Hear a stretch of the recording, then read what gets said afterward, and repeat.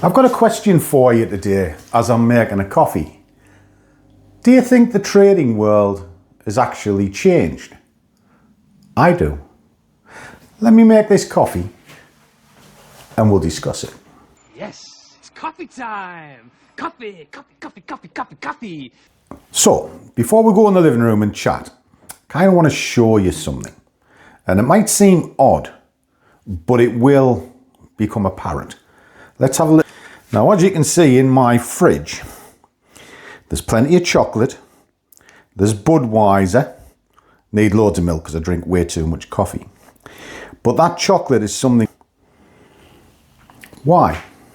Well, I'm on a health kick. Now, any other time, that wouldn't have lasted 2 minutes in this house. In fact, if I open up here, there's my treats. I haven't touched them. So, what's that got to do with trading? And I know you'll be thinking there, oh, here we go. The fat fucker's on one again. Oh, here we go. No. But yeah, the fatting is.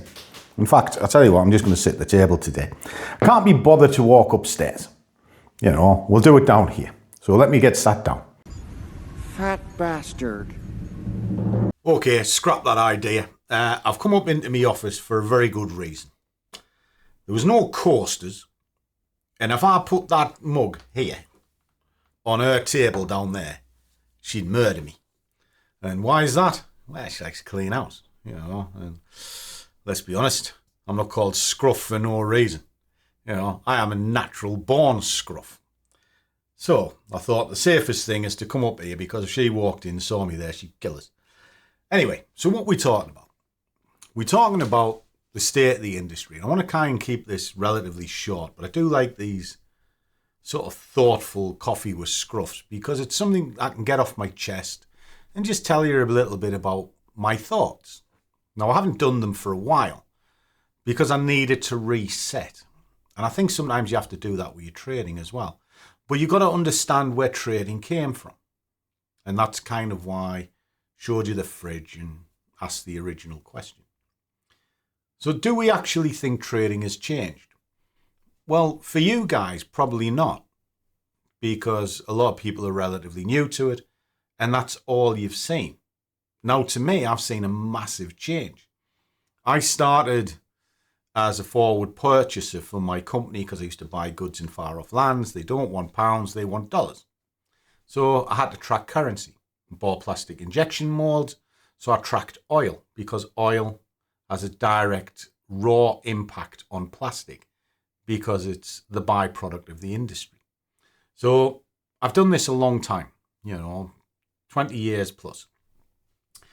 And in that time, when I started, there was no prop like what you've got today. The brokers were pretty basic. It was almost like sort of, going back to my ZX Spectrum computer. That's what it was like. It was very blocky and sort of not flush and plush like what it is today. There was none of that, and I used to do a lot of phone calls. Okay. Nowadays, it's press of a button. It's an app on your mobile phone. And you think that you're a trader because you've got an app, but you actually don't know what you're looking at. Not really. Now, for me, when I wanted information, when I started, I used to read the Financial Times. I used to read The Economist. Why? It's the information I had. There was very limited chat rooms. There's certainly the Twitters and the Reddits and the various forums that you see today on Telegram. They didn't really exist. Not really. There's a few bulletin boards, but that was about it. And the information was sketchy at best. So rattle that forward to today. And what do we see? I would say the industry is more in line with gambling than it is with trading. And I find that quite upsetting because the job itself should be exactly that. A job, not a punt. Fuck no! However, the way the industry is marketed is unbelievably terrible. Well, actually, it's not. It's actually unbelievably very clever. It's very orchestrated in such a way to make you feel good about giving your money away. That is not right. You know, that's what a gambler does. It's the land of the casino. Now, when you started, or when I started, you opened up a brokerage, you put X amount of money into it, you made your own decisions, and you either won or lost X amount of money, but it was on you. And you always knew it was on you because it was your money. Nowadays, it's marketed in a different way.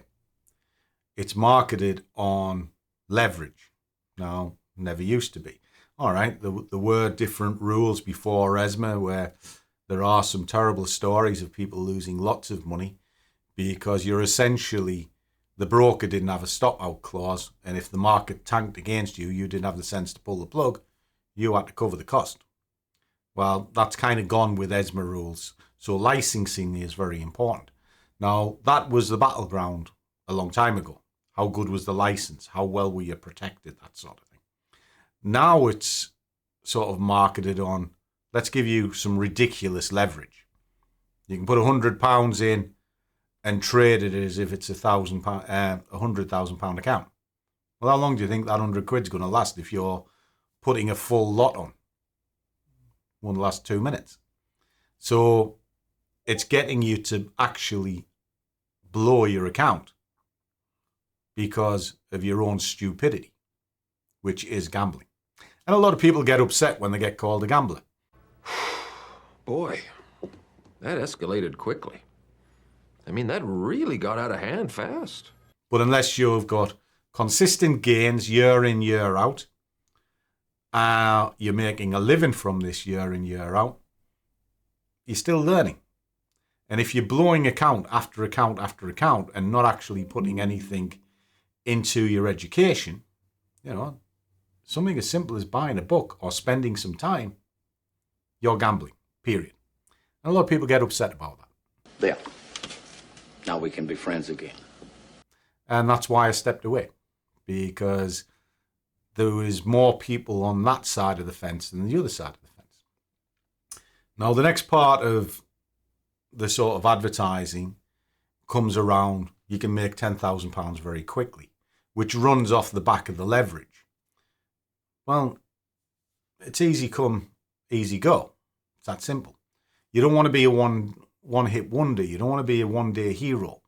You want to be consistent. So, again, they're promoting you to blow your own money. So the psychology has changed completely on how traders think. Now, when I first started, if you did 20% in a year, 20% return, you're a rock star. Nowadays, the prop industry's come along and said, do that or do 10% in a month. And if you can't do it in a month, then you're useless. They've done studies, 60% of the time, it works every time. That doesn't make sense. Completely wrong, but people do get sucked into this. And then they think, and they go, I'm not doing that. You're only putting that £1 a point on. Oh, you're only putting a £5 on. Doesn't matter as long as you're consistent and you're happy. But the most important thing is you should be safe. Now, I don't think it's accidental. I think this whole setup of marketing is to push the gambling and make it attractive. Holy fuck. You get your sort of excitement. You win. Brilliant. I'm obviously doing something right. I'm winning. Oh shit, I've lost everything. Bollocks. But the platform's pretty cheap. I'll have another go. But all these goes add up.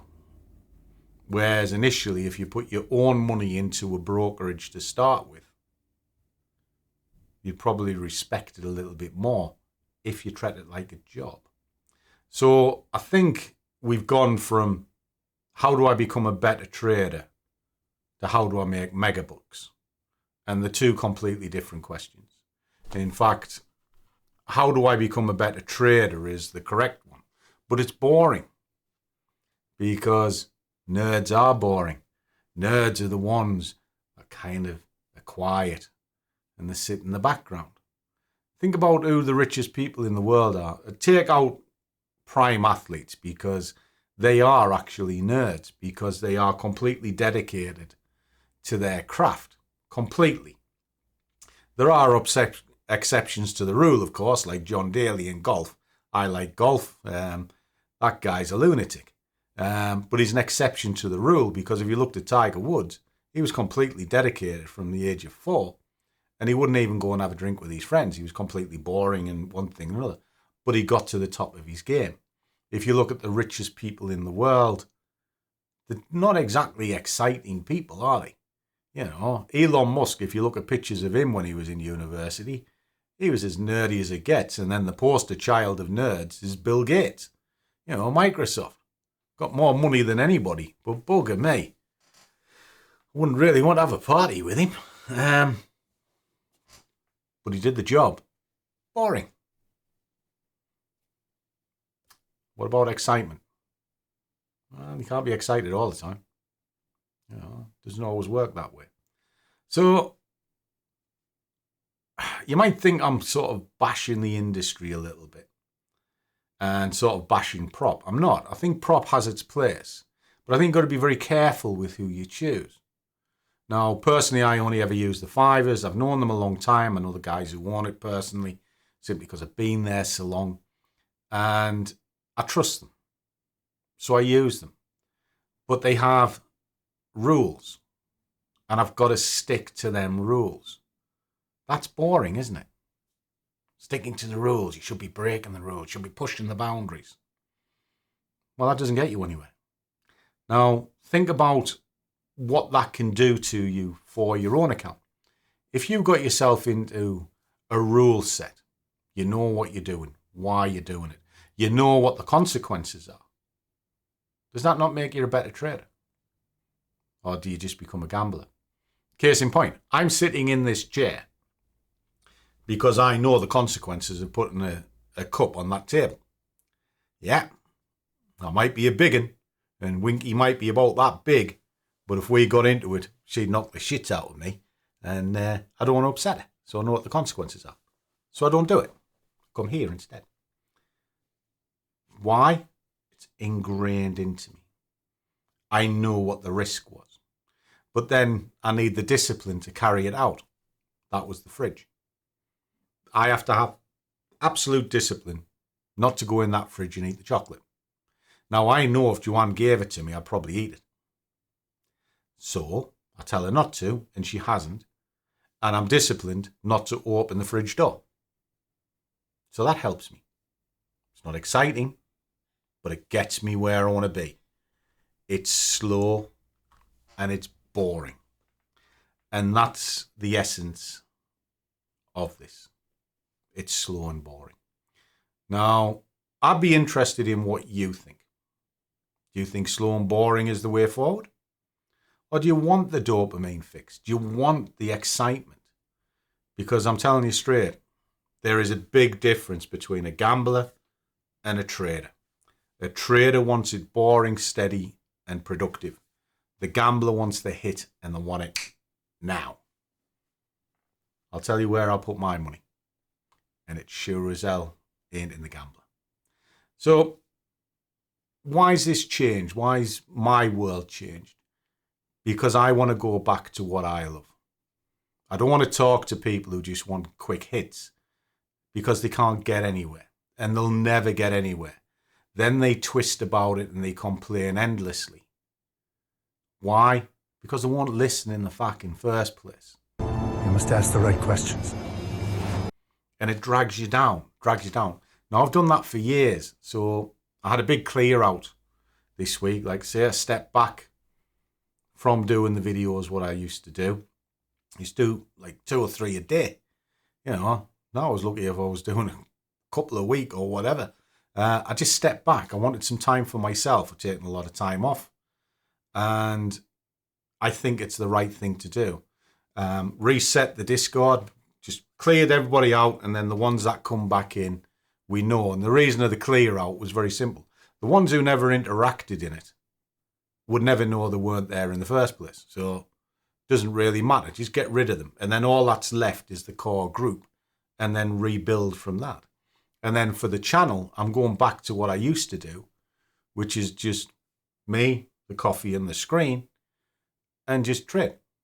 I love it. I love my job. I love doing that.